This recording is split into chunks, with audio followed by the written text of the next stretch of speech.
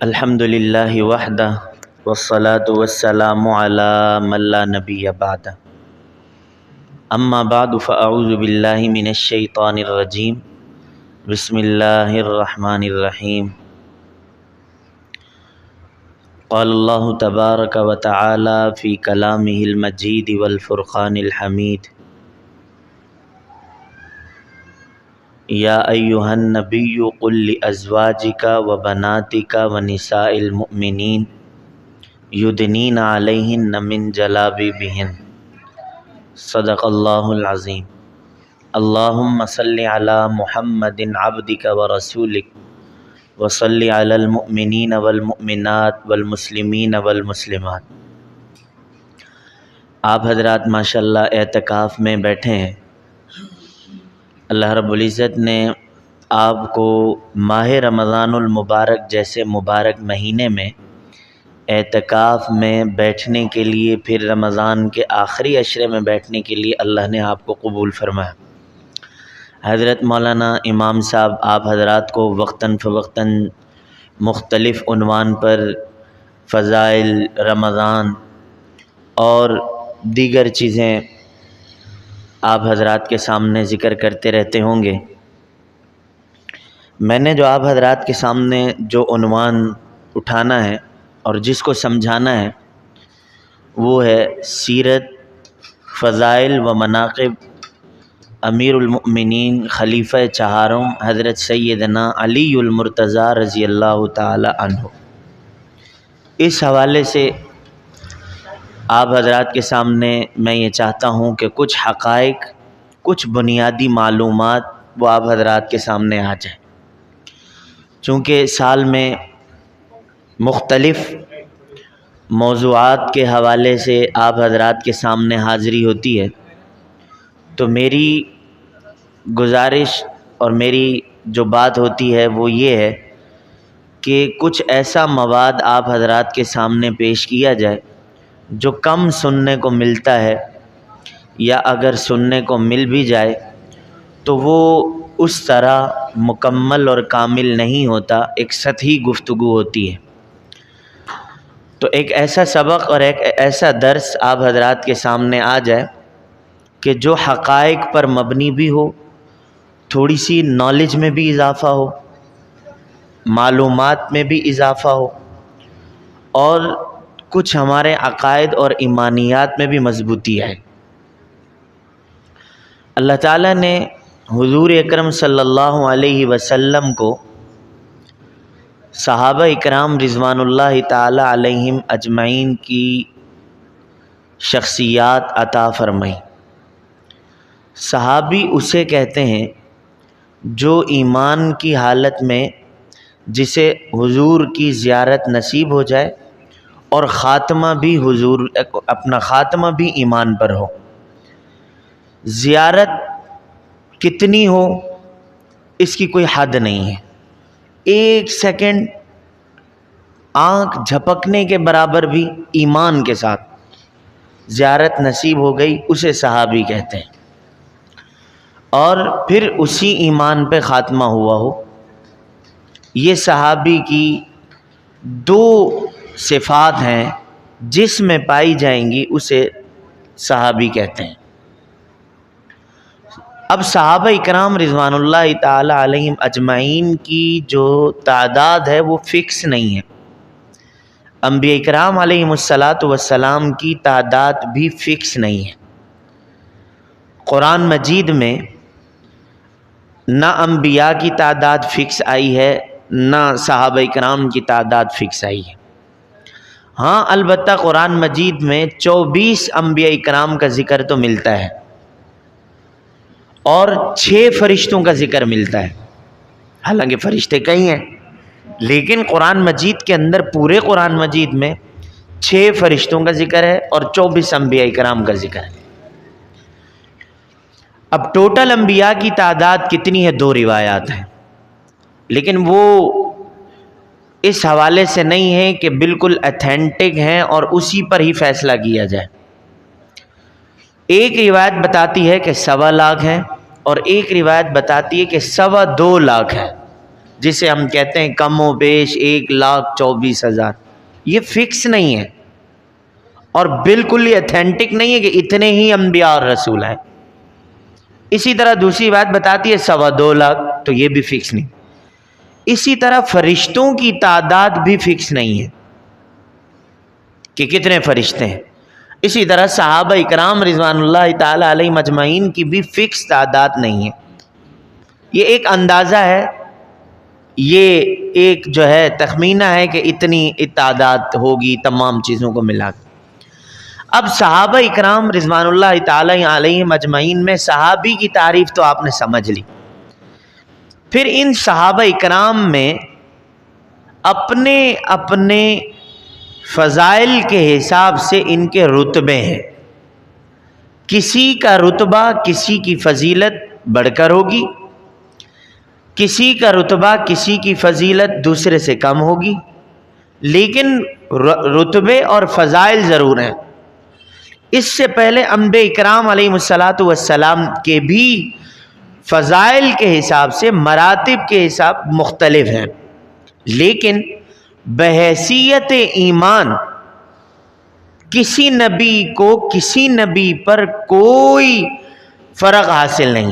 اسی کا ذکر اللہ تعالیٰ نے سورۃ البقرہ کی آخری آیات میں کیا، لا نفرق بین احد من رسلی، کہ ہم جو ہے اللہ تعالیٰ کی طرف سے بھیجے گئے رسولوں میں کسی میں فرق نہیں کرتے۔ پھر آگے تیسرے پارے میں ایک اور آیت موجود ہے، تلک الرسل فضلنا بعضهم علی بعض، کہ یہ جو جتنے رسول ہیں ہم نے بعض کو بعض پر فضیلت دی ہے۔ تو اب یہ دونوں آیاتیں آپس میں ان کا ترجمہ اور معنی دیکھیں تو ٹکرا رہی ہیں۔ ایک آیت کیا کہہ رہی ہے کہ لا نفرق بین احد من رسلی، اللہ تعالیٰ کی طرف سے بھیجے گئے رسولوں میں کوئی فرق نہیں کرنا، نہ ہم نے کرنا ہے نہ اجازت ہے۔ تلک الرسل فضلنا، تیسرا پارہ جو شروع ہوتا ہے اس کی سب سے پہلی آیت، تلک الرسل فضلنا بعضهم علی بعض، یہ جو جتنے رسول آئے نا، اللہ فرماتے ہیں کہ ہم نے ان کو بعض پر فضیلت دی ہے، مطلب بعض کی فضیلت کم ہے اور بعض کی فضیلت زیادہ ہے۔ تو اب یہ الجھن کیسے حل ہوگی؟ اس الجھن کو حل کرنا پڑے گا۔ تو حل ایسے ہوگی کہ لا نفرق بین احد من رسلی، کہ اللہ تعالیٰ کی طرف سے بھیجے گئے رسولوں میں کسی میں کوئی فرق نہیں ہے، یہ بحیثیت ایمان ہے، کہ ایمان کے حساب سے آدم سے لے کر محمد الرسول اللہ صلی اللہ علیہ وسلم تک ایک مسلمان کا سب پر ایمان ہونا چاہیے۔ یہ نہیں ہو سکتا کہ حضور پہ ایمان ہے تو باقی انبیاء پہ نہیں ہے، باقی انبیاء پہ ایمان ہے تو حضور پہ نہیں ہے۔ اس کی اجازت یہ آیت مبارکہ نہیں دے رہی، بلکہ یہ آیت مبارکہ کہہ رہی ہے کہ ایمان کے حساب سے تمام انبیاء کرام علیہ الصلاۃ والسلام پر آپ کو برابر ایمان لانا ہے۔ اور دوسری آیت جو بتا رہی ہے وہ یہ ہے کہ کسی نبی اور رسول کی فضیلت کے حساب سے، رتبے کے حساب سے، مقام کے حساب سے، عظمت کے حساب سے کسی نبی کا دوسرے نبی سے مقام اور رتبہ مختلف ہو سکتا ہے۔ جیسے حضرت آدم علیہ الصلاۃ والسلام انسانوں کے سردار ہیں، محمد الرسول اللہ انبیاء کے سردار ہیں۔ حضرت آدم علیہ الصلاۃ والسلام پہلے انسان ہیں، محمد الرسول اللہ صلی اللہ علیہ وسلم پہلے نبی ہیں۔ اب دیکھیں یہاں پہ چینجنگ ہو رہی ہے کہ آدم علیہ السلام کا لیول الگ اور حضور اکرم صلی اللہ علیہ وسلم کا مقام اور رتبہ، یہ جو مقام اور رتبہ یہاں الگ ہے یہ فضیلت کے حساب سے، مقام اور رتبے کے حساب سے۔ آدم کو اللہ نے جو رتبہ دیا وہ حضور اکرم صلی اللہ علیہ وسلم کے رتبے سے کئی گنا کم ہے، اور حضور اکرم صلی اللہ علیہ وسلم کا رتبہ تمام انبیاء میں سب سے بلند ہے۔ تو یہ ہے تلک الرسل فضلنا بعضهم علی بعض، کہ انبیاء اور رسولوں میں بھی بعض کو بعض پر فضیلت دی ہے۔ اسی طرح تمام دیکھتے ہیں، حضرت ابراہیم علیہ الصلاۃ والسلام، حضرت اسماعیل علیہ الصلاۃ والسلام، حضرت موسیٰ علیہ الصلاۃ والسلام، حضرت عیسیٰ علیہ الصلاۃ والسلام، حضرت نوح علیہ السلام، تمام انبیاء کے جتنی آپ فہرست کنگالتے جائیں گے ان تمام میں حضور اکرم صلی اللہ علیہ وسلم کا رتبہ بڑھ کر ہے۔ لیکن جب بحیثیت ایمان بات کی جائے گی تو ہم یہ بات کہیں گے کہ حضرت آدم سے لے کر حضور تک ہمارا سب پر ایمان ہے، تو ایمان میں کوئی فرق نہیں آ سکتا۔ اگر کوئی فرق لاتا ہے تو نقصان کیا ہوگا؟ وہ ایمان سے نکل جائے گا۔ لیکن فضیلت کے حساب سے اگر کوئی یہ کہتا ہے کہ میں حضور اکرم صلی اللہ علیہ وسلم کو خاتم النبیین مانتا ہوں، تو یہ ہے فضیلت کے اعتبار سے یہ ایمان ہے۔ میں حضور اکرم صلی اللہ علیہ وسلم کو سید الانبیاء، انبیاء کا سردار مانتا ہوں، یہ فضیلت کے حساب سے حضور کا رتبہ بڑھ کر ہے۔ میں حضور اکرم صلی اللہ علیہ وسلم کو امام الانبیاء مانتا ہوں، تمام انبیاء کا امام، یہ فضیلت کے حساب سے بڑھ کر ہے۔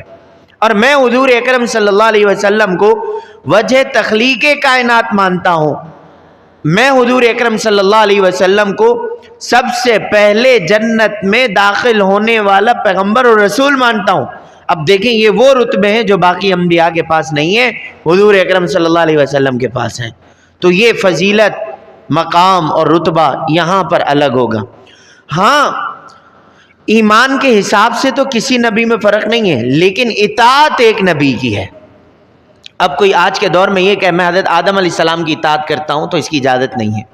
آج کے دور میں کوئی یہ کہے کہ یار پہلے تو حضور تو بہت بعد میں ہے نا، پہلے تو حضرت موسیٰ علیہ السلام ہے نا، میں تو ان کی اطاعت کرتا ہوں، تو اس کی اجازت نہیں ہے۔ ایمان سب پر، اطاعت محمد الرسول اللہ صلی اللہ علیہ وسلم کی۔ جب آپ نے یہ بات سمجھ لی تو بالکل اسی طرح حضور اکرم صلی اللہ علیہ وسلم کے صحابہ اکرام بھی صحابی ہونے میں تمام صحابہ اکرام برابر ہیں، یعنی جن میں دو صفت پائی گئی، ایک ایمان کی حالت میں زیارت اور دوسرا ایمان پر ہی خاتمہ۔ یہ دو چیزیں حضور اکرم صلی اللہ علیہ وسلم کے جس صحابی میں پائی گئی وہ ہمارے لیے صحابی ہیں۔ لیکن اب فضیلت کے حساب سے، مقام کے حساب سے، رتبے کے حساب سے صدیق اکبر رضی اللہ تعالی عنہ کا مقام تمام صحابہ کرام میں سب سے پہلے، پھر دوسرے نمبر پہ امیر المؤمنین حضرت سیدنا عمر بن خطاب رضی اللہ تعالی عنہ کا نمبر ہے، پھر تیسرے نمبر پہ حضرت سیدنا عثمان رضی اللہ تعالی عنہ، پھر چوتھے نمبر پہ حضرت علی المرتضیٰ رضی اللہ تعالی عنہ، پھر اس کے بعد تمام صحابہ۔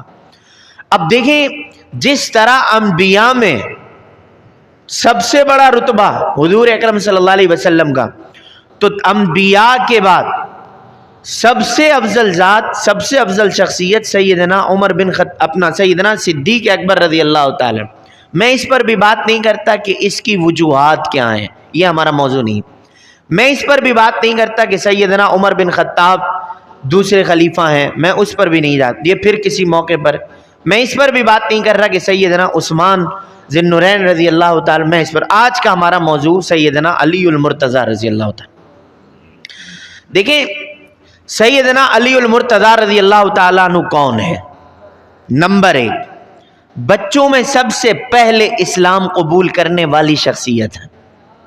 نمبر دو، سیدنا علی المرتضیٰ رضی اللہ تعالی عنہ کے بنیادی بائیو ڈیٹا اور تعارف میں جو چیزیں آتی ہیں میں وہ گن رہا ہوں، پھر اس کی تفصیل بتاتا ہوں۔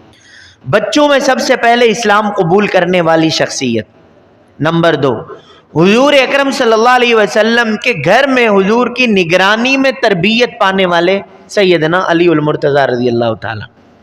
نمبر تین، سیدنا علی المرتضیٰ رضی اللہ تعالی عنہ حضور اکرم صلی اللہ علیہ وسلم کے خاندانی رشتے کے حساب سے حضور کے چچا ابو طالب کے بیٹے شمار ہوتے ہیں، تو یوں اس حساب سے حضور صلی اللہ علیہ وسلم کے کزن شمار ہوتے ہیں، چچا زاد بھائی۔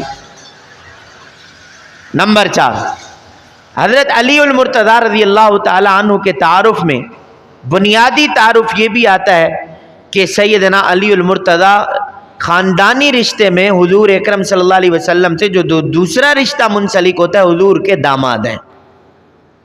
نمبر پانچ، سیدنا علی المرتضیٰ رضی اللہ تعالی عنہ کا لقب دینے والے، اسد اللہ کہ شیر خدا کا لقب دینے والے وہ حضور اکرم صلی اللہ علیہ وسلم ہیں۔ المرتضیٰ کا لقب دینے والے حضور اکرم صلی اللہ علیہ وسلم ہیں۔ ابو التراب کا لقب دینے والے حضور اکرم صلی اللہ علیہ وسلم ہیں۔ تو اللہ کے نبی صلی اللہ علیہ وسلم کے ساتھ حضرت علی کے جو تمام رشتے اور مناسب اور جو رشتے ان کے ساتھ طے ہوتے ہیں، پھر اس کے بعد حضرت علی المرتضیٰ رضی اللہ تعالی عنہ آگے آ کر چوتھے خلیفہ بنتے ہیں۔ پھر حضرت علی المرتضیٰ رضی اللہ تعالی عنہ کی حضرت فاطمہ الزہرا رضی اللہ تعالی عنہا سے آگے اولاد چلتی ہے، پھر یہ اہل بیت میں شمار ہو جاتے ہیں۔ پھر حضرت علی المرتضیٰ رضی اللہ تعالی عنہ یہ اپنے دور خلافت میں اللہ تعالیٰ ان کو شہادت کا رتبہ عطا فرماتے ہیں۔ پھر حضرت علی المرتضیٰ رضی اللہ تعالی عنہ کی آگے اولاد چلتی ہے تو واقعہ کربلا پیش آتا ہے۔ واقعہ کربلا میں حضرت علی المرتضیٰ رضی اللہ تعالی عنہ کے 9 بیٹے شہید ہوتے ہیں۔ تو یہ وہ تمام ان کا تعارف میں چیزیں آتی ہیں کہ سیدنا علی المرتضیٰ رضی اللہ تعالی عنہ کون شخصیت ہیں۔ اب اس کی تفصیل میں آ جائیں۔ حضرت علی رضی اللہ تعالی عنہ جب پیدا ہوئے، حضرت علی رضی اللہ تعالی عنہ کے والد کا نام ابو طالب، اور یہ کل 4 بھائی ہیں۔ پہلے بھائی کا نام طالب، دوسرے بھائی کا نام عقیل، تیسرے بھائی کا نام جعفر طیار، اور چوتھے خود بھائیوں میں سب سے چھوٹے حضرت علی المرتضیٰ رضی اللہ تعالیٰ۔ اور ان کی بہنیں 2 ہیں، ایک حضرت ام ہانی رضی اللہ تعالی عنہا اور دوسری حضرت جمانہ۔ اور حضرت ام ہانی یہ حضرت علی کی وہ بہن ہے کہ جن کے گھر سے حضور اکرم صلی اللہ علیہ وسلم کا جب معراج کا سفر کا آغاز ہوا تو حضرت ام ہانی کے گھر سے ہوا۔ یہاں پہ ایک چھوٹا سا اشکال ہے کہ حضرت ام ہانی تو حضور اکرم صلی اللہ علیہ وسلم کی چچا زاد بہن ہے اور کزن ہے رشتے میں۔ کزن اسلام کے اندر کزن اور کزن کے رشتے میں پردہ آتا ہے، تو حضور صلی اللہ علیہ وسلم کا تو حضرت ام ہانی سے پردہ بنتا ہے، تو معراج کے سفر کا آغاز اور حضور ام ہانی کے گھر، تو پھر یہ کیسے؟ تو اس کا جواب یہاں سنتے چلے جائیں کہ جب حضور معراج پہ گئے اور حضرت ام ہانی کے گھر تھے تو ابھی تک پردے کا حکم نازل نہیں ہوا تھا۔ یہ پردے کے حکم سے پہلے کی بات ہے کہ اپنی چچا زاد بہن کے گھر میں تھے اور معراج کے سفر کا آغاز تھا۔ نمبر 2، حضرت علی کے بھائیوں میں نام آتا ہے عقیل، اور جب شہدائے کربلا کا واقعہ ہونے سے پہلے جو سارے اس واقعہ کربلا کا پس منظر بنتا ہے، بنیادی وجہ بنتی ہے کہ جب حضرت حسین رضی اللہ تعالی عنہ نے کوفہ کی طرف خبر لینے کے لیے، وہاں کے حالات کا جائزہ لینے کے لیے، جنہیں سب سے پہلے بھیجا اپنی طرف سے نمائندہ بنا کر، وہ حضرت مسلم تھے۔ اور حضرت مسلم یہ بیٹے تھے حضرت عقیل کے، اور حضرت عقیل جس طرح حضرت علی چچا زاد بھائی ہیں تو حضرت عقیل بھی حضور کے چچا زاد بھائی تھے، ان کے بیٹے تھے مسلم۔ تو حضرت حسین رضی اللہ تعالی عنہ کے چچا زاد بھائی بنے مسلم، کہ عقیل حضرت حسین کے چچا بن گئے۔ تو حضرت حسین رضی اللہ تعالی عنہ نے اپنے چچا کے بیٹے مسلم کو وہاں کوفہ کے حالات کی خبر لینے کے لیے بھیجا تھا، اور وہاں کوفہ والوں نے انہیں شہید کر دیا تھا۔ تو ادھر مسلم بن عقیل کے اپنے بیٹے حضرت حسین کے ساتھ شریک تھے، تو جب وہاں سے خبر ملی کہ ہمارے والد کو شہید کر دیا ہے تو وہیں سے سارے حالات گڑبڑ ہوئے۔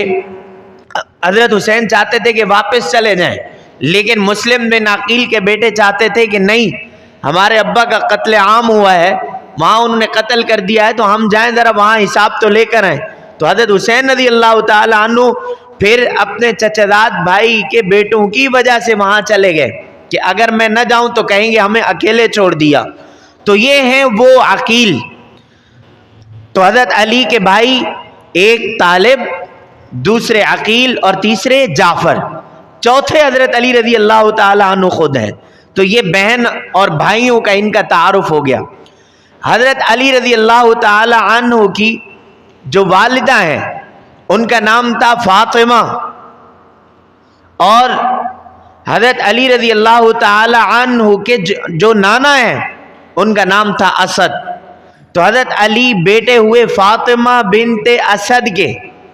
تو اللہ تعالیٰ نے جب حضرت علی کی اماں کو بیٹا عطا فرمایا تو حضرت علی رضی اللہ تعالی عنہ کا اماں جی نے نام رکھا اپنے والد کے نام سے اسد۔ اسد کہتے ہیں شیر کو۔ کیا نام رکھا؟ تو سب سے پہلا نام اماں جی نے رکھا حضرت علی کی والدہ نے اسد۔ ابھی تک حضرت علی رضی اللہ تعالی عنہ کے والد گھر میں موجود نہیں تھے۔ جب کچھ عرصے بعد آئے تو پتہ چلا کہ اللہ تعالیٰ نے بیٹا عطا فرمایا، تو گھر والی نے نام رکھا تھا اسد، کہا کہ اس کا نام ہونا چاہیے علی۔ تو والد نے آ کر اپنے بیٹے کا نام علی رکھا، تو یہ دوسرا نام بنا علی۔ اور پھر اس کے بعد حضور اکرم صلی اللہ علیہ وسلم کے پاس جب آئے تو پھر حضور اکرم صلی اللہ علیہ وسلم نے ان کا نام رکھا اسد اللہ۔ یہ صرف اب اسد صرف شیر نہیں ہے بلکہ یہ اللہ کا شیر ہے۔ تو حضرت علی رضی اللہ تعالی عنہ کے نام میں اب 3 نام سنیں گے۔ نمبر 1 اسد، نمبر 2 علی، اور نمبر 3 اسد اللہ۔ تو اسد سب سے پہلے نام رکھا، یہ ان کے نانا کا نام تھا حضرت علی کی والدہ نے، پھر والد نے آ کر علی نام رکھا، پھر اس کے بعد حضور صلی اللہ علیہ وسلم نے نام اسد اللہ رکھا۔ تو حضرت علی رضی اللہ تعالیٰ عنہ کو اسد بھی کہتے ہیں، علی بھی کہتے ہیں، اور اسد اللہ بھی کہتے ہیں۔ یہ حضرت علی رضی اللہ تعالیٰ عنہ کا خاندانی اور گھرانے کا تعارف ہے۔ سب سے اہم بات، جب اللہ کے نبی نے اسلام کی دعوت دی، اسلام کی دعوت یعنی اعلان نبوت ہوا، اعلان نبوت، اسلام کی دعوت کی عمر یعنی اسلام کا آغاز جب سے ہوا اور حضرت علی کی عمر دونوں برابر ہیں۔ پھر سننا اس بات کو، اسلام کا آغاز، اسلام کا افتتاح جب سے ہوا تو سب سے پہلے کلمہ قبول کرنے والی 4 شخصیات تھیں۔ نوجوانوں میں سیدنا صدیق اکبر، خواتین میں حضرت اماں خدیجہ، غلاموں میں حضرت زید بن حارثہ، اور بچوں میں حضرت علی رضی اللہ تعالیٰ عنہ۔ تو جہاں اسلام کی عمر بنتی ہے، اسلام کا آغاز ہوتا ہے، وہیں سے حضرت علی رضی اللہ تعالیٰ عنہ کے اسلام کا آغاز بھی ہوتا ہے۔ تو دونوں کا افتتاح سیم ہے۔ اسلام کی عمر، اسلام کی پیدائش کی عمر، اور حضرت علی رضی اللہ تعالیٰ عنہ کا قبول اسلام، یہ دونوں سیم ہیں کیونکہ بچے ہیں۔ اب ان کی جب پرورش کی باری آئی تو ان کی پرورش، ان کی دیکھ بھال حضور اکرم صلی اللہ علیہ وسلم نے خود فرمائی۔ یہ جو اعزاز حاصل ہے یہ حضرت علی المرتضیٰ رضی اللہ تعالی عنہ کو حاصل ہے۔ جب آپ نے یہاں یہ بات سمجھ لی، اب حضرت علی رضی اللہ تعالی عنہ نوجوان ہوئے، حضور صلی اللہ علیہ وسلم کے ساتھ کئی جنگوں میں شریک رہے، خیبر کے فاتح بھی بنے، حضور اکرم صلی اللہ علیہ وسلم کے ساتھ جو ہے کئی جنگوں اور غزوات میں شریک رہے۔ ایک مرتبہ ایک ایسے موقع پر اللہ کے نبی صلی اللہ علیہ وسلم نے، یہ جو المرتضیٰ کا ان کا لقب آتا ہے، یہ کیسے بنا؟ جب حضرت فاطمہ رضی اللہ تعالی عنہ سے نکاح ہوا تو نکاح ہونے کے بعد حضرت فاطمہ اور حضرت علی المرتضیٰ رضی اللہ تعالی عنہ میں کسی قسم کی کوئی انبن ہو گئی۔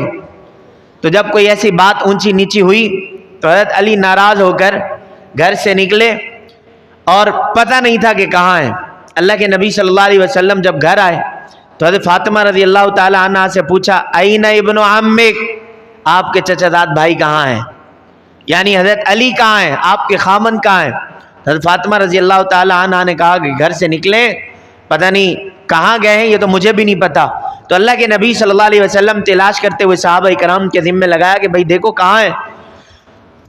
دیکھتے دیکھتے صحابہ نے دیکھا کہ مسجد نبوی کے کونے میں وہاں پہ آرام فرما رہے ہیں اور نیچے چادر بچھائی ہوئی ہے.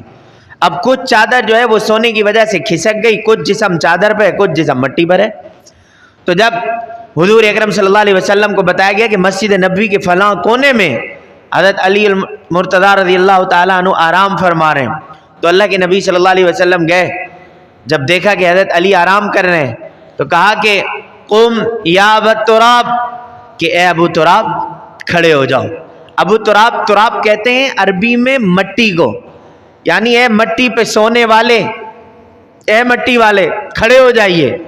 تو حضرت علی رضی اللہ تعالیٰ عنہ فرماتے ہیں حضور اکرم صلی اللہ علیہ وسلم کا مجھے یہ مٹی والا کہنا، ابو تراب کہنا اتنا پسند آیا کہ بعد میں مجھے ابو تراب کے نام سے پہچانا جاتا تھا اور مجھے اس پہ خوشی ہوتی تھی.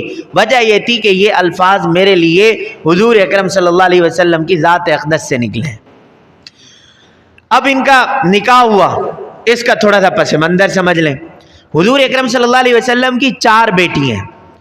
دنیا میں بعض طبقہ ایسا موجود ہے جو یہ کہتا ہے کہ اللہ کے نبی کی 1 بیٹی تھی، یہ بات غلط ہے. اور پھر ایسا طبقہ بھی موجود ہے جو یہ بات کہتے ہیں کہ حضور صلی اللہ علیہ وسلم کی جو اولاد تھی وہ حضرت اماں خدیجہ رضی اللہ تعالیٰ عنہ سے نہیں تھی. تو یاد رکھیں کہ حضور کی جتنی بھی اولاد ہے وہ حضرت اماں خدیجہ ہی سے ہے. 4 بیٹیاں اور 3 بیٹے. 4 بیٹیاں حضرت رقیہ، زینب، ام کلثوم، حضرت فاطمہ الزہرا. حضرت زینب رضی اللہ تعالی عنہ یہ حضور کی سب سے بڑی صاحبزادی ہے. پھر حضرت رقیہ اور ام کلثوم، پھر حضرت سیدہ فاطمہ الزہرا، اور بیٹوں میں قاسم عبداللہ اور ابراہیم. یہ 3 بیٹے بچپن میں انتقال کر گئے. 4 بیٹیاں جو اللہ کے نبی صلی اللہ علیہ وسلم کی موجود ہیں یہ حضرت اماں خدیجہ ہی سے ہیں. اب 4 بیٹیوں کے خاوند کتنے؟ 3 ہیں.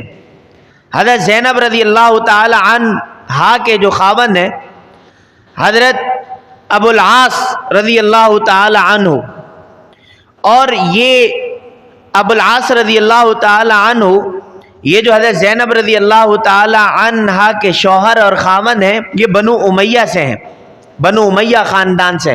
تو اللہ کے نبی صلی اللہ علیہ وسلم نے اپنی پہلی بیٹی حضرت زینب وہ بنو امیہ کے خاندان میں دی، اور بنو امیہ کے خاندان سے حضرت سیدنا امیر معاویہ رضی اللہ تعالیٰ عنہ بھی ہے.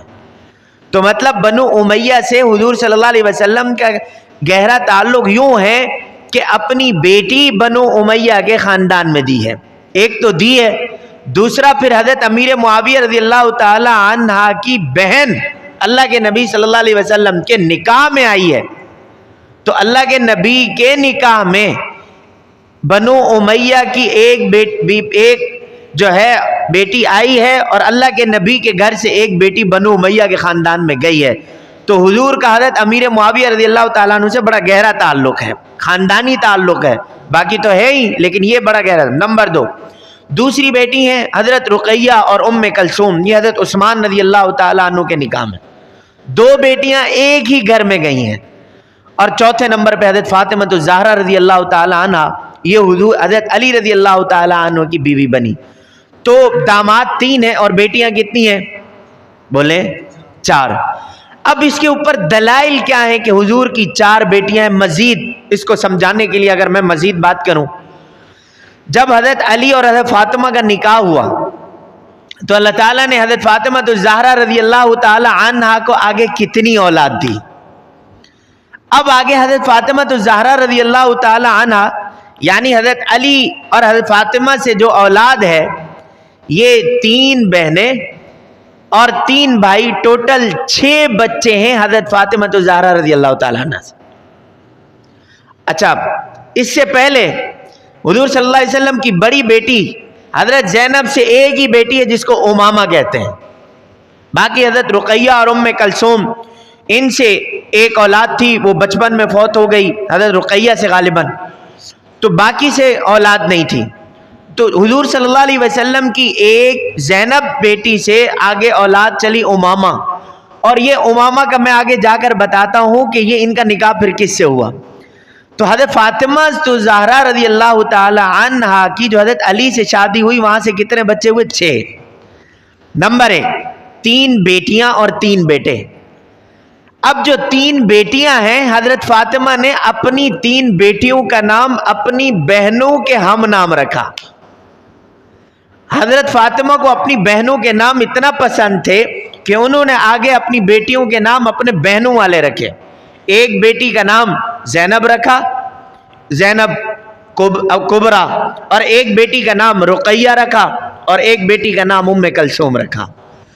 تو اس سے یہ پتہ چلتا ہے کہ اللہ کے نبی صلی اللہ علیہ وسلم کی بیٹیاں 4 تھی. تو حضرت فاطمہ نے آگے اپنی بیٹیوں کا نام بھی اپنی بہنوں والا رکھا. اگر حضرت فاطمہ کی اور بہنیں نہ ہوتی تو حضرت فاطمہ اپنی بیٹیوں کا نام اپنی بہنوں والا نہ رکھتے. تو اس سے پتہ یہ چلا کہ فاطمہ الزہرا رضی اللہ تعالی عنہ کی بہنیں تھی، جس کی وجہ سے انہوں نے اپنی بیٹیوں کا نام بھی اپنی بہنوں والا رکھا. حضرت زینب کبرا، حضرت رقیہ، حضرت ام کلثوم. یہ بات یہاں جب آپ سمجھ گئے. دوسری بات، 3 بیٹے ہیں، حضرت حسن، حضرت حسین اور حضرت محسن. حضرت محسن جو تھے ان کا بچپن میں انتقال ہو گیا، اور حضرت حسن رضی اللہ تعالی عنہ ان کا انتقال حضرت امیر معاویہ رضی اللہ تعالی عنہ سے صلح کرنے کے بعد ان کے دور خلافت میں ہوا. اور پھر حضرت حسین رضی اللہ تعالی عنہ یہ شہدائے کربلا میں سے ہیں. تو یہ حضرت فاطمہ الزہرا رضی اللہ تعالی عنہا کی حضرت علی کے نکاح سے جو اولادیں کتنی ہیں؟ 6. 3 بہنیں اور 3 بھائی. جب یہاں یہ بات آپ سمجھ گئے تو ایک اور بات سمجھ لیں. حضرت علی رضی اللہ تعالی عنہ کے ٹوٹل جو نکاح ہیں وہ حضرت فاطمہ رضی اللہ تعالی عنہ کے ساتھ ملا کر ٹوٹل 8 نکاح ہیں. کتنے ہیں؟ 8. ٹوٹل 8 نکاح ہیں. حضرت علی کی 8 بیویاں ہیں. ایک بیوی ان میں حضرت فاطمہ الزہرا ہیں. یہاں حضرت فاطمہ الزہرا رضی اللہ تعالی عنہ کے ہوتے ہوئے حضرت علی نے نکاح نہیں کیا. حضرت فاطمہ الزہرا رخصت ہو گئیں، اس کے بعد حضرت علی رضی اللہ تعالی عنہ نے 7 نکاح مزید کیے. اور یہاں روایات میں آتا ہے کہ اللہ کے نبی صلی اللہ علیہ وسلم نے حضرت علی رضی اللہ تعالیٰ عنہ کو صاف منع کیا ہوا تھا کہ فاطمہ کے ہوتے ہوئے آپ نے دوسرا نکاح نہیں کرنا. اب یہاں پہ لوگ سوال اٹھاتے ہیں کہ بھئی حضور کے اپنے نکاح تو 11 ہیں، اپنی بیویاں تو 11 ہیں، اور ایک کسی کی بیٹی پر دوسری بیٹی لائی، سوتن لائی تو کوئی مسئلہ نہیں.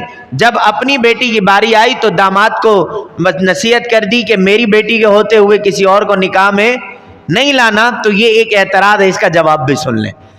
یہ وجہ کیوں ہے، اللہ کے نبی صلی اللہ علیہ وسلم نے کیوں فرمایا، اس کے کئی سارے جوابات ہیں.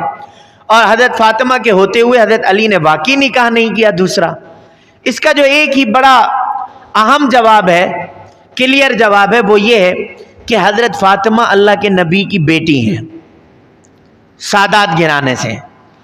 اور حضرت علی اگر حضرت فاطمہ کے ہوتے ہوئے دوسرا نکاح کر کے حضرت فاطمہ کے نکاح پر سوتن لاتے تو 2 سوتنوں کے درمیان آپس میں تو تکرار ہو سکتا ہے، آپس میں لڑائی ہو سکتی ہے، کسی بھی بات پر ان بن ہو سکتی ہے. تو ہو سکتا ہے کہ آپس میں تو تکرار میں حضرت فاطمہ الزہرا رضی اللہ تعالی عنہ اپنی سوتن کو برا بھلا کہیں اور ان کی سوتن حضرت فاطمہ کو برا بھلا کہے، اور وہ برا بھلا اس قدر کہیں کہ ماں باپ تک بات چلی جائے.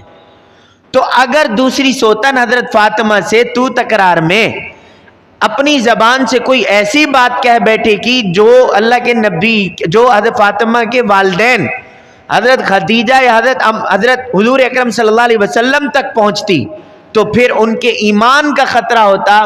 اس وجہ سے حضرت فاطمہ الزہرا رضی اللہ تعالی عنہ کے ہوتے ہوئے حضرت علی نے دوسری سوتن نہیں لائی کہ کہیں بات میں، مذاکرے میں، تکرار میں ایسی بات نہ آ جائے کہ وہ بات جو ہے حضرت فاطمہ الزہرا یعنی حضور اکرم صلی اللہ علیہ وسلم کے بارے میں کوئی زبان میں اونچ نیچ ہو جائے جس کی وجہ سے ایمان میں کمی آ جائے. تو اس وجہ سے حضرت فاطمہ کے ہوتے ہوئے حضرت علی رضی اللہ تعالی عنہ نے دوسرا نکاح اس وجہ سے نہیں کیا. نمبر 2، حضرت فاطمہ زہرا رضی اللہ تعالیٰ عنہ جب دنیا سے جانے لگیں تو حضرت علی رضی اللہ تعالیٰ عنہ بڑے پریشان ہوئے. کہا کہ ماشاءاللہ میری نسبت حضور کے گھرانے کے ساتھ تھی، اتنی بڑی شان تھی کہ میں حضور کا داماد تھا. فاطمہ بیمار ہیں، یہ دنیا سے چلی گئی تو ان کے بعد ایک تو میرا حضور صلی اللہ علیہ وسلم سے گھر کا رشتہ منقطع ہو جائے گا، ٹوٹ جائے گا. دوسرا یہ ہے کہ فاطمہ اتنی اچھی نیک صالح میرے لیے خوشبخت بیوی تھی، ایسی بیوی میں کہاں سے لاؤں گا؟ تو اس مسئلے میں پریشان تھے. تو فاطمہ رضی اللہ تعالی عنہ نے حضرت علی رضی اللہ تعالی عنہ سے کہا کہ اے علی، اگر آپ میرے بعد مجھ جیسی خوبیوں والی، مجھ جیسی صفات والی، مجھ جیسی اگر آپ بیوی چاہتے ہیں تو میں آپ کو ایک ایسی عورت بتاتی ہوں جو آپ کے لیے انتہائی اسی طرح ہوگی، نیک ہوگی جس طرح میں ہوں، میری ہی صفات والی ہو بہو. فرمایا میرے بعد اگر آپ مجھ جیسی کسی عورت سے نکاح کریں تو میری تربیت یافتہ میری بھانجی، میری بڑی بہن زینب کی بیٹی امامہ موجود ہے، آپ اس سے نکاح کر لینا تو انشاءاللہ العزیز جو صفات آپ کو مجھ میں ملی ہیں وہی میری بھانجی امامہ میں ملیں گی. تو اللہ کے نبی صلی اللہ علیہ وسلم کی یہ بھی نواسی تھی. حضرت علی نے حضرت فاطمہ کے نکاح کے بعد حضرت فاطمہ کی بھانجی حضور کی بڑی بیٹی زینب کی بیٹی حضرت امامہ سے نکاح حضرت فاطمہ کے جانے کے بعد کیا. تو یہ ہے حضرت علی رضی اللہ تعالیٰ عنہ کا دوسرا نکاح. تو ٹوٹل جو اولاد بنتی ہے حضرت علی رضی اللہ تعالیٰ عنہ کے نکاح اور ان کے جو ہے وہ میں آپ حضرات کے سامنے ایک دفعہ گن لوں تو آپ کو جو ہے انشاءاللہ یہ مسئلہ بڑی اس سے سمجھ میں آ جائے گا تفصیل کے ساتھ. ایک تو دوسری بیوی تھی، ایک تو حضرت فاطمہ اور ان کی اولاد میں نے بتا دی. دوسری بیوی تھی حضرت امامہ بنت ابی العاص رضی اللہ تعالی عنہ جو حضرت زینب کی بیٹی ہیں. ان سے کیا اولاد تھی؟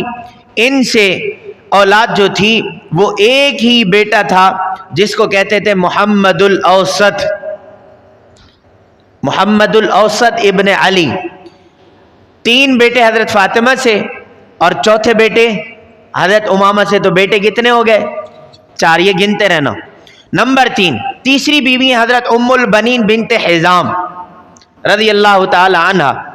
ان سے حضرت علی رضی اللہ تعالی عنہ کے 4 بیٹے ہیں، عباس بن علی، جعفر بن علی، عثمان بن علی، عبداللہ بن علی. تو پہلے 4 بیٹے اور یہ 4 کتنے ہو گئے؟ 8. چوتھی ان کی بیوی ہیں لیلہ بنت مسعود. یہاں سے حضرت علی رضی اللہ تعالیٰ عنہ کے 2 بیٹے ہوئے، ایک کا نام عبید اللہ بن علی اور دوسرے کا نام ابو بکر بن علی. تو کتنے ہو گئے؟ 10. اچھا، یہاں ابو بکر بن علی، حضرت علی رضی اللہ تعالی عنہ کو جب اللہ تعالیٰ نے بیٹا عطا فرمایا تو انہوں نے اپنے بیٹے کا نام ابو بکر رضی اللہ تعالی عنہ والا نام رکھا. تو اس کا مطلب یہ ہے کہ حضرت علی رضی اللہ تعالیٰ عنہ کو سیدنا صدیق اکبر سے کتنی محبت تھی، اتنی محبت تھی کہ اپنے بیٹے کا نام بھی ابو بکر رکھا. تو حضرت ابو بکر بن علی اور یہ ابو بکر ابن علی جو ہیں یہ کون ہیں؟ یہ شہدائے کربلا میں سے. عبید اللہ بن علی یہ بھی شہدائے کربلا میں سے. تو لیلہ بنت مسعود سے 2 بیٹے ہوئے تو 10 بیٹے ہو گئے. کتنی بیویاں ہو گئی؟ 4. 5ویں بیوی کا نام ہے اسماء بنت عمیس. اسماء بنت عمیس سے 2 بیٹے ہیں، محمد اصغر بن علی اور نمبر 2 یحییٰ بن علی. تو 10 اور 2 کتنے ہو گئے؟ 12. پھر اس کے بعد 6ٹھی بیوی ہیں صحبہ بنت ربیعہ. یہاں سے حضرت علی رضی اللہ تعالی عنہ کا ایک بیٹا اور ایک بیٹی ہے. بیٹے کا نام عمر بن علی اور بیٹی کا نام رقیہ بن علی. تو عمر بن علی رکھنا اس بات کی دلیل ہے کہ حضرت علی کو عمر سے کتنا محبت تھی کہ آگے اللہ تعالیٰ نے بیٹا عطا فرمایا تو نام کیا رکھا؟ عمر بن علی. تو کتنے ہو گئے؟ 13. اس کے بعد 13 اور وہاں 3 بیٹیاں اور ایک بیٹی، 13 بیٹے اور 4 بیٹیاں ہو گئے. حضرت فاطمہ سے 3 بیٹیاں تھی، اب یہ چوتھے نمبر کی پھر بیٹی آ گئی. تو 13 بیٹے اور 4 بیٹیاں ہو گئی. اس کے بعد چھٹے نمبر پہ حضرت علی رضی اللہ تعالی عنہ کی بیوی ہیں، عنہ کی بیوی ہیں خولہ بنت جعفر، یہ بنی حنیفہ سے ہیں. ان سے اللہ تعالیٰ نے حضرت علی رضی اللہ تعالیٰ عنہ کو جو بیٹا عطا فرمایا ان کا نام تھا محمد بن حنفیہ. یہ جو اعوان نسل ہے، اعوان خاندان، یہ محمد بن حنفیہ سے ہے، اور یہ جو اعوان برادری ہے یہ سید کہلاتی ہے. محمد بن حنفیہ، یہاں سے اعوان خاندان کا ایک سلسلہ نسب چلا، جس طرح سادات فلاں ہاشمی، تو اعوان جو برادری ہے یہ سید کہلاتی ہے.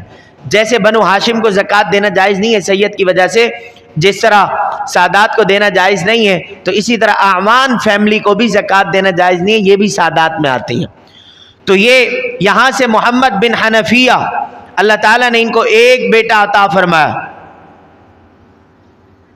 تو کتنے ہو گئے؟ 14 بیٹے اور 4 بیٹیاں. پھر ان کی 8ویں بیوی ہیں سعید بنت عروہ، یہ حضرت علی رضی اللہ تعالی عنہ کی 8ویں بیوی.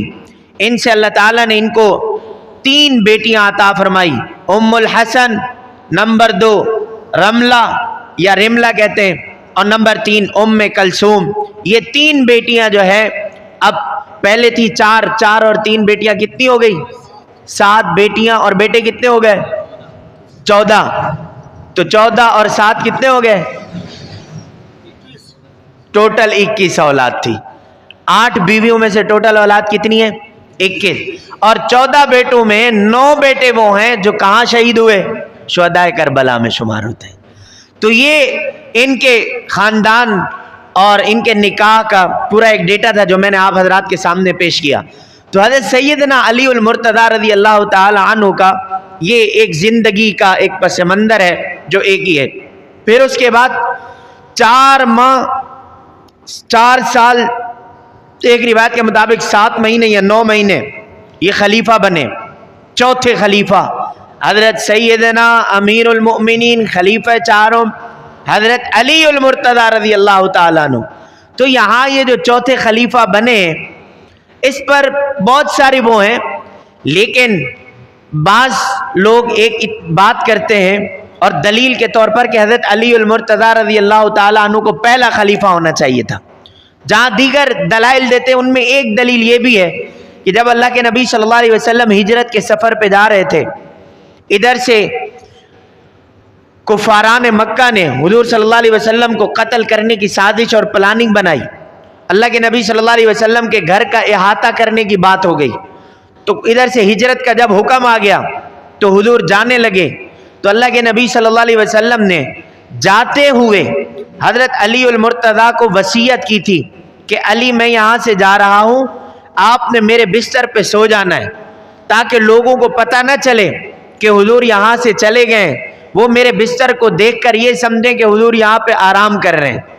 نمبر 2، دوسرا کام یہ کرنا کہ علی میرے پاس لوگوں کی امانتیں پڑی ہیں، اور صبح جب میں یہاں سے چلا جاؤں تو یہ جو امانتیں لوگوں کی پڑی ہیں مشرکین اپنا کفار کی، تو لوگ یہ نہ سمجھیں کہ مسلمانوں کے نبی یہاں سے جاتے ہوئے امانتیں بھی ساتھ لے گئے. تو علی صبح اٹھ کر یہ لوگوں کی امانتیں ان کے حوالے کر دینا. تو یہاں سے وہ دلیل یہ بات پیش کرتے ہیں کہ حضرت علی کو اللہ کے نبی صلی اللہ علیہ وسلم نے جاتے ہوئے ہجرت کے سفر پہ یہ جو وصیت فرمائی، پھر اپنے بستر پہ سلایا، اس سے پتہ یہ چلتا ہے کہ حضرت علی رضی اللہ تعالی عنہ ہی خلیفہ اول ہونے کے حقدار ہیں. تو اس کا جواب سن لیں. بات یہ ہے کہ اللہ کے نبی صلی اللہ علیہ وسلم نے حضرت علی رضی اللہ تعالی عنہ کو یقیناً امانتیں حوالے کی ہیں اور اپنے بستر پہ سلایا بھی ہے، لیکن یہ اس بات کی دلیل نہیں ہے کہ حضرت علی رضی اللہ تعالی عنہ پہلے خلیفہ بنیں گے. اگر اس بات کو دیکھنا ہے تو پھر یہ دیکھ لو کہ ہجرت کے سفر میں ایک وہ امانت ہے جو لوگوں کی ہے، مال، اور ایک وہ امانت ہے جو اللہ کی ہے، محمد الرسول اللہ کی ذات. تو اللہ تعالیٰ نے اپنی امانت حضور اکرم صلی اللہ علیہ وسلم وہ صدیق اکبر کی چوکیداری میں حوالے کر کے ہجرت کے سفر پہ روانہ کروایا، اور جو لوگوں کی امانتیں ہیں وہ حضرت علی رضی اللہ تعالی عنہ کے حوالے کروائیں. توجہ رکھنا، تو حضرت علی کے ذمے لوگوں کی امانتیں آئیں اور صدیق اکبر کے ذمے ڈائریکٹ اللہ کی امانت آئی. تو اگر اس پوائنٹ کو بھی لیا جائے اور اس پوائنٹ کو سامنے رکھ کر یہ نظریہ بنایا جائے تو تب بھی نہیں بنتا. وجہ یہ ہے کہ علی کے ذمے لوگوں کی امانتیں ہیں, صدیق کے ذمے اللہ کی امانت ہے. تو پھر بھی سیدنا صدیق اکبر رضی اللہ تعالی عنہ کی فضیلت اور رتبہ اور خلیفہ اول ہونے کا حق پہلے بنتا ہے. نمبر 2, دوسری بات یہ ہے کہ حضور کی زندگی میں ہی صحیح بخاری میں روایت موجود ہے, اللہ کے نبی صلی اللہ علیہ وسلم کے پاس ایک خاتون آئیں اور کہنے لگیں, ایک مسئلہ پوچھنے آئیں. حضور صلی اللہ علیہ وسلم سفر پہ جانے لگے تو اس خاتون نے کہا کہ اے حضور مجھے آپ سے مسئلہ دریافت کرنا ہے. اللہ کے نبی صلی اللہ علیہ وسلم نے کہا کہ میں سفر سے واپس آ جاؤں پھر پوچھ لینا. تو اس خاتون نے کہا کہ حضور اگر میں واپس آئی اور میں نے آپ کو نہیں پایا تو پھر؟ اس خاتون کے ذہن میں یہ تھا کہ حضور آپ جا رہے, ہو سکتا ہے کہ آپ دوبارہ واپس یہاں زندہ نہ ہو اور یہاں آپ لوٹے نہیں, دنیا سے رخصت ہو جائیں, تو پھر میں کیا کروں گی؟ تو اللہ کے نبی صلی اللہ علیہ وسلم نے فرمایا کہ اگر آپ دوبارہ ہو اور مجھے آپ نہ پاؤ تو میرے بعد آپ مسئلہ پوچھ لینا صدیق اکبر رضی اللہ تعالیٰ عنہ سے. تو اللہ کے نبی صلی اللہ علیہ وسلم نے اپنے بعد جس سے مسائل کی رہنمائی حاصل کرنے کی بات کی, جس کو نامینیٹ کیا, باقاعدہ نام لے کر کہا اور جس کی طرف متوجہ کیا, وہ صدیق اکبر ہے. ایک اور میں بڑی اور مضبوط اور آسان دلیل دینے لگا ہوں کہ اگر اس بات کو بھی دیکھنا ہے تو اللہ کے نبی صلی اللہ علیہ وسلم نے اپنی زندگی میں ہی حضور صلی اللہ علیہ وسلم کا سب سے بڑا جو بڑی چیز تھی اللہ کے نبی کے پاس, وہ مصلی امامت تھی. حضور اکرم صلی اللہ علیہ وسلم نے مصلی امامت اپنی زندگی میں سیدنا صدیق اکبر رضی اللہ تعالیٰ عنہ کے حوالے کیا. صحابت اور بھی موجود تھے لیکن اللہ کے نبی صلی اللہ علیہ وسلم نے کیا کہا, حضور بیمار ہیں, بیماری کی حالت میں اللہ کے نبی نماز نہیں پڑھا سک رہے, مصلی پر نہیں آ سکتے, تو فرمایا کہ مرو ابا بکر فلیصلی بالناس, کہ ابو بکر کو حکم دو کہ وہ لوگوں کو نماز پڑھائیں. تو یہاں پوائنٹ یاد رکھنا, پوائنٹ یہ ہے یہاں پر حضور حضرت صدیق اکبر کا مصلی پہ کھڑا ہونے پر لوگ یہ بھی کہتے ہیں صدیق اکبر زبردستی اپنی مرضی سے مصلی پہ کھڑے ہو گئے تھے, تو اور تم لوگ اس کو دلیل بناتے ہو. تو اس کا جواب بھی سن لو. ہمارا ایمان اور نظریہ ہے کہ پیغمبر کے مصلی پر کوئی اپنی مرضی سے کھڑا نہیں ہو سکتا, اس کی دلیل چاہیے. تو اللہ کے نبی صلی اللہ علیہ وسلم جب معراج پہ جا رہے تھے تو بیت المقدس میں سارے انبیاء جمع تھے. صحابہ کا رتبہ تو بعد میں ہے, انبیاء کا رتبہ تو بہت پہلے ہے. تو جب بیت المقدس میں گئے تو تمام انبیاء کو اللہ تعالیٰ نے وہاں پہ جمع کیا تھا حضور کے استقبال کے لیے. تو تمام انبیاء کرام وہاں جب جمع تھے تو مصلی خالی تھا. حضور صلی اللہ علیہ وسلم کو انبیاء کا امام بنانے کے لیے جبرائیل امین نے آگے کیا, تو حضور امام بنے, باقی انبیاء مقتدی بنے. اس بیت المقدس کے اندر حضور کے مصلی پر انبیاء میں سے کوئی نبی اپنی مرضی سے کھڑا نہیں ہو سکتا, تو پیغمبر کے مصلی پر صحابہ میں سے کوئی صحابی اپنی مرضی سے کیسے کھڑا ہو سکتا ہے؟ وہاں بیت المقدس میں مصلی اگر خالی تھا, نبی کے لیے خالی تھا تمام انبیاء کے ہوتے ہوئے, اور یہاں پر تمام صحابہ کے ہوتے ہوئے اگر مصلی خالی تھا تو صدیق اکبر کے لیے خالی تھا. بیت المقدس میں آگے کرنے والے جبرائیل تھے, یہاں پہ آگے کرنے والے خود محمد مصطفیٰ تھے. وہاں بیت المقدس میں بھی امامت کے مصلی پہ آگے کرنے والے جبرائیل تھے, حکم خدا کا تھا. یہاں پر بھی مصلی امامت پہ آگے کرنے والے محمد الرسول اللہ تھے, حکم خدا کا تھا. یہ بات سمجھ, جب حضور کے مصلی پہ کوئی نبی نہیں کھڑا ہو سکتا جب تک اوپر سے حکم نہ آ جائے کہ کس نے کھڑا ہونا ہے, تو حضور کے مصلی پہ صدیق اکبر خود کھڑے ہو گئے. اچھا مزے کی بات, اگر مان لیا جائے تو حضرت علی المرتضیٰ تو کھڑے ہو گئے, حضرت عمر نے بھی کھڑے ہو کے نماز پڑھی. تو جب نماز پڑھ لی تو حضرت علی نے بھی مان لیا کہ میرے امام ابو بکر ہیں. جب उमर ने अबू बकर के पीछे नमाज पढ़ ली तो उमर ने भी मान लिया कि मेरे इमाम अबू बकर है। जब उस्मान ने भी अबू बकर के पीछे नमाज पढ़ ली तो उस्मान ने भी मान लिया कि मेरे इमाम अबू बकर हैं। तो अली की सुन्नत पर अगर चलना है तो फिर अबू बकर को इमाम मानना पड़ेगा, जैसे अली ने माना है। अली ने तो कोई इख्तिलाफ नहीं किया। आखिरी बात कि हज़रत अली रज़ी अल्लाह ताला अन्हु की शहादत इसी रमज़ान में हुई। कैसे हुई? 17 रमज़ान को हज़रत अली रज़ी अल्लाह ताला अन्हु फजर की नमाज के लिए तशरीफ़ ला रहे हैं। तशरीफ़ लाते हुए अब्दुर्रहमान बिन मुलजिम शख्स आता है और हज़रत अली रज़ी अल्लाह ताला अन्हु पर आकर हमला करता है, और हमला करते ही हज़रत अली ज़ख्मी हो जाते हैं। हज़रत हसन जो हज़रत अली रज़ी अल्लाह ताला अन्हु के बेटे हैं वो वहाँ से देखते हुए आते हैं। उन्हें जब पता चलता है तो कातिल अब्दुर्रहमान बिन मुलजिम जो था, इसको हज़रत हसन रज़ी अल्लाह ताला अन्हु अपनी चादर उठाकर वहीं उसके गले में लपेट कर उसको बांध लेते हैं सतून के साथ, और सीधा अपने वालिद हज़रत अली रज़ी अल्लाह ताला अन्हु के पास जाते हैं। तो हज़रत अली के पास जब जाते हैं, अब्बा जी शहीद हैं, अब्बा जी जो है ज़ख्मी हैं। तो हज़रत अली रज़ी अल्लाह ताला अन्हु अपने उस कातिल अब्दुर्रहमान बिन मुलजिम के बारे में उन्हें तो पता नहीं था कि किसने कत्ल किया, किसने हमला किया, किसने अटैक किया। तो जब हज़रत हसन से पहले पूछा ये बताओ मारने वाला कौन था, तो जब हज़रत हसन ने बताया अब्दुर्रहमान बिन मुलजिम जो अहले खवारिज में से था, हवारियों में से था, तो हज़रत अली रज़ी अल्लाह ताला अन्हु ने कहा अल्हम्दुलिल्लाह कि मुझे किसी अपने ने कत्ल नहीं किया, मुझे किसी गैर ने कत्ल किया है।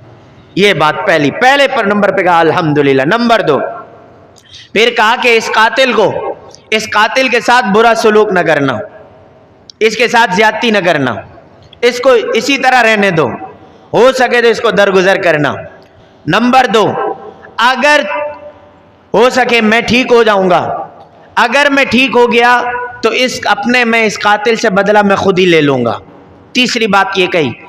चौथी बात ये कही कि अगर तुम्हें इसको कत्ल भी करना पड़े और मैं दुनिया से चला जाऊं, तुम इससे बदला लेना चाहो, किसास लेना चाहो, तो फिर एक बात का ख्याल रखना कि इसका मुसला न करना। मुसला मतलब इसे कहते हैं शरीयत में कि इसके इंसान के आज़ा को काटना, नाक काट देना, ज़बान काट देना, कान काट देना, हाथ काट देना, इसको कहते हैं मुसला। तो कहा इसको मुसला न करना, इसको डायरेक्ट इसकी गर्दन उड़ा देना, ज़्यादा इसको तकलीफ़ों में मत डालना।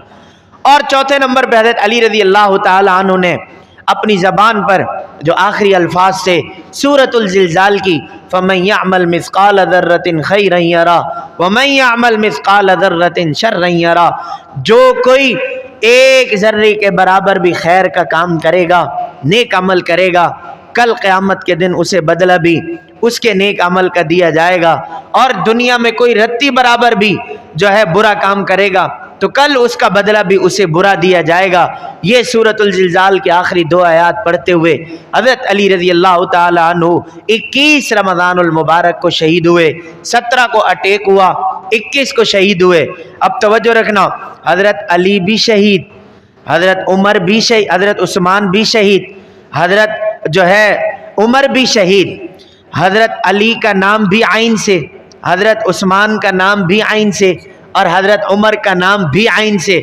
तीसरा नुक्ता तवज्जो रखना, हज़रत उमर भी शहीद मदीना है, और नंबर 2 हज़रत उस्मान भी शहीद मदीना है, और नंबर 3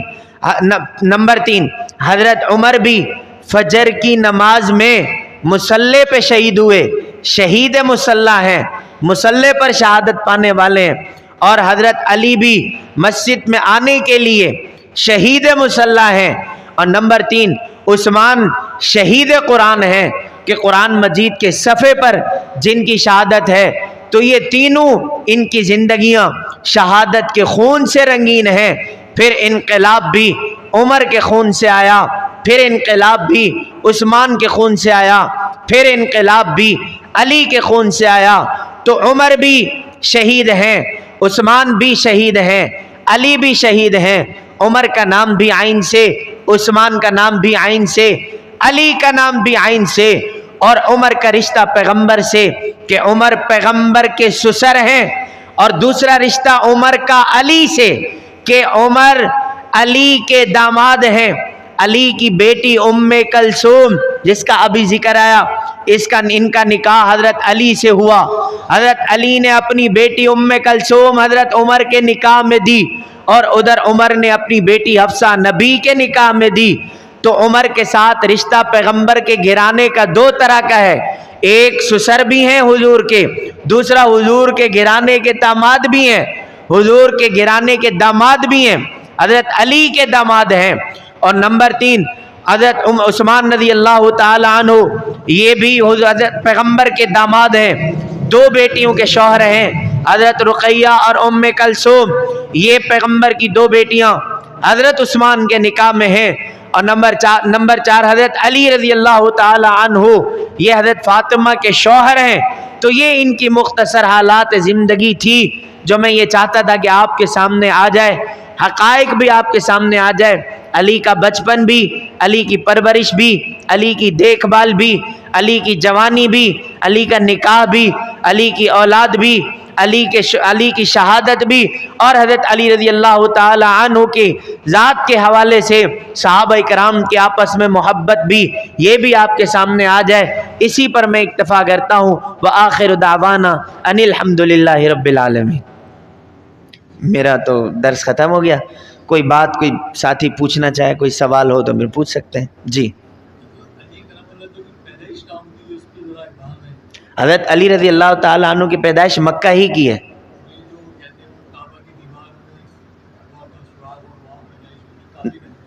حضرت علی رضی اللہ تعالیٰ عنہ کی پیدائش تو مکہ ہی کی ہے، لیکن کعبہ کی اس بارے میں کوئی اتھینٹک بات نہیں. جی. دوسرا سوال کوئی ساتھی پوچھنا چاہیں.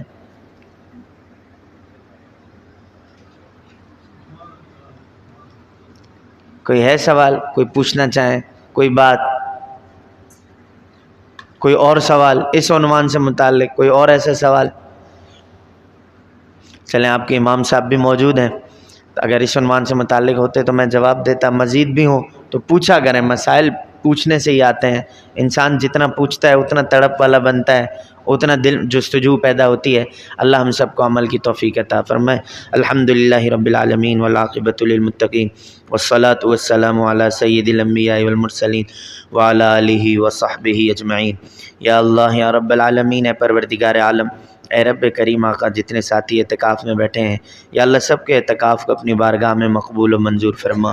یا اللہ یا ارحم الراحمین، اے پروردگار عالم، ماہ رمضان المبارک کا مقدس مہینہ آخری عشرہ چل رہا ہے.